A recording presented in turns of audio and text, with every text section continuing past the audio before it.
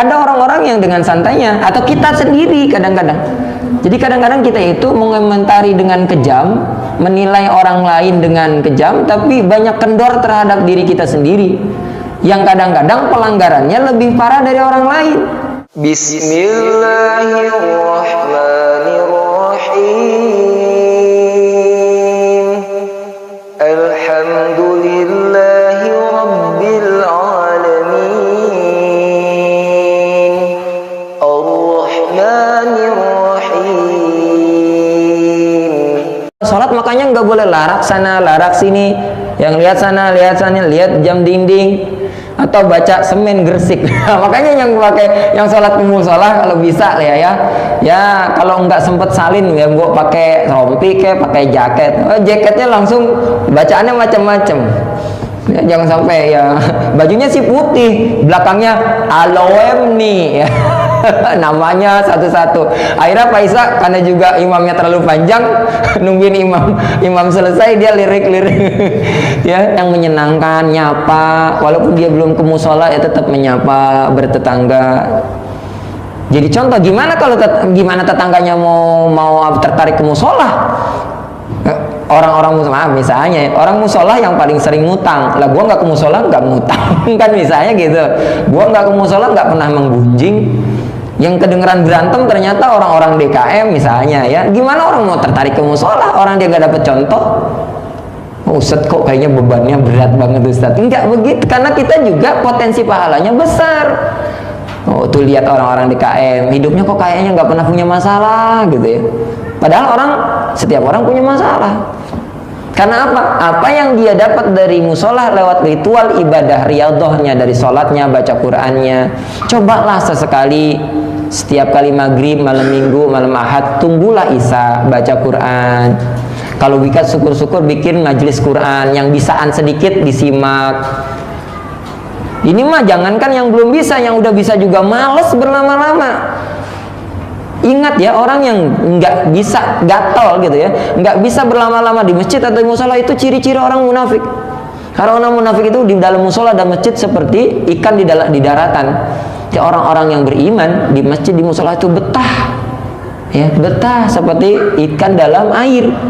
Makanya Ali bin Abi Thalib ketika ada masalah dengan siapa? Fatimah, itu larinya ke masjid, ke musola.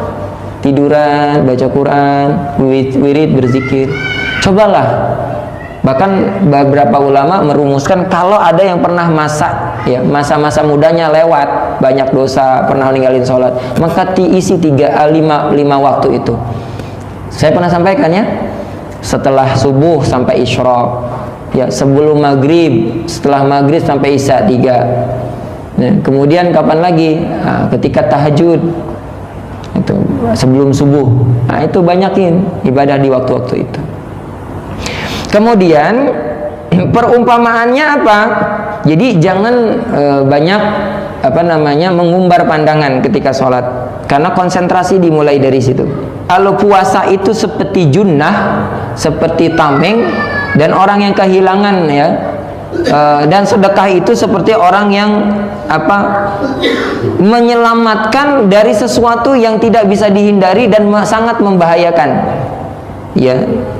Jadi adu itu artinya musuh. Nah ini kemudian menjadi perhatian kita bersama. Ternyata sesuatu yang paling penting setelah memurnikan ketauhidan kita, ketaatan kita, keyakinan kita, itu adalah dari zaman Nabi ke Nabi adalah sholat. Makanya tidak berlebihan ketika para ulama selalu menghubung-hubungkan ketika orang bermasalah, yang pertama kali didiagnosa itu sholatnya ya.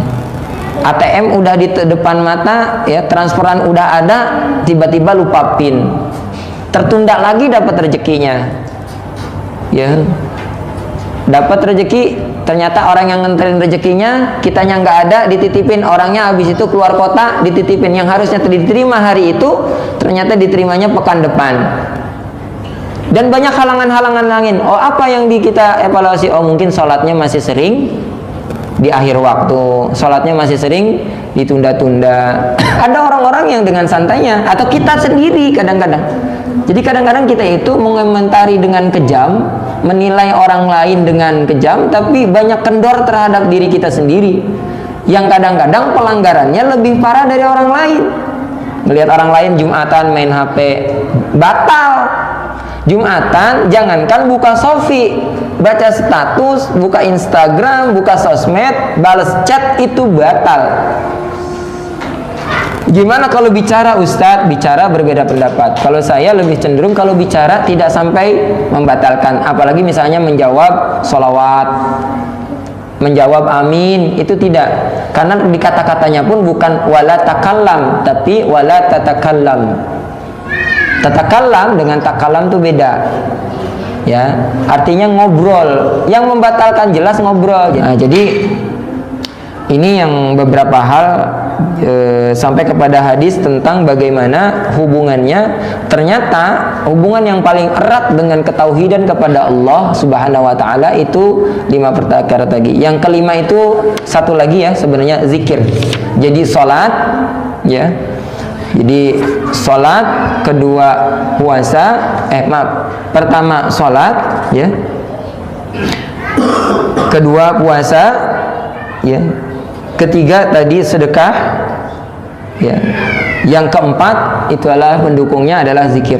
Jadi zikir ini sangat-sangat bermanfaat sebagai tameng, sebagai benteng. Makanya di sini dikatakannya sebagai benteng. Sebagai benteng perlindungan, sebagai tameng. Makanya ini kalau bisa jangan pernah tinggalkan zikir mau tidur, zikir ketika pagi ya. Jangan ditinggalkan zikir pagi, zikir petang, itu sebagai tameng buat kita.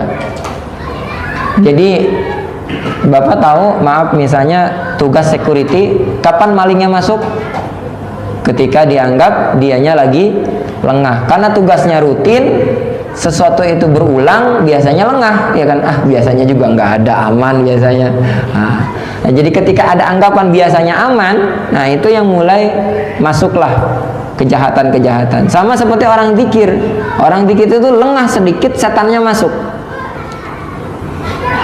Tapi pernah ada orang yang datang kepada Imam Al-Ghazali, ya Imam, kenapa saya udah zikir, tapi kok kayaknya bisikan jahat, pengennya mampir ke tempat-tempat remeng-remeng gitu ya, nggak bisa jaga pandangan, ngomongin orang, marah-marah nggak jelas.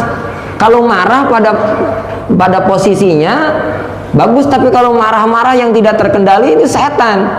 Kata Imam Al-Ghazali, ya wajar anakku, muridku, saat engkau merasakan zikir tidak bisa menghindarkan engkau dari sesuatu atau gangguan setan, itu seperti orang yang ngusir-ngusir anjing, tapi bawa jeroan, bawa tulang, bawa ya segala macam yang disukai oleh anjing. Jadi syuh, tapi di piringnya banyak jeroan. Apa jeroan? Daging, tulang dan macam-macam itu ya Syekh. Kata Syekh ya, siap menjawab apa itu? Satu, sombong. Kedua, dengki, dan segala penyakit hati. Itu makanan setan yang paling disukai. Jadi kalau zikir nggak bisa menyingkirkan atau mengeluarkan penyakit-penyakit dalam hati kita. Dengki, masih suka seneng melihat orang lain susah, masih nggak suka kalau ngelihat orang dapat rezeki, kelihatannya orang, maaf ya, kelihatannya lebih kaya. Karena ada orang-orang kaya yang menampakkan, ada orang-orang kaya yang tidak menampakkan. Demikian yang bisa saya bahas, saya sampaikan. Banyak mungkin kekurangan atas keterbatasan ilmu saya. Semoga bermanfaat. Ini tentang bagaimana kita menjaga ketauhidan kita.